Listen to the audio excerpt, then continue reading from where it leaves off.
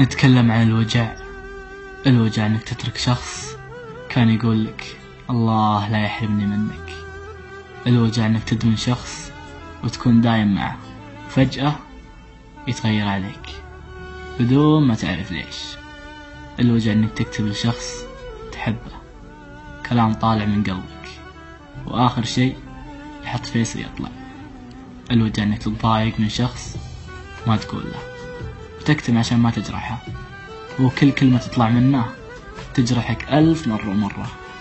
الوجع انك تكره كل العالم عشان شخص بالأخير يتركك.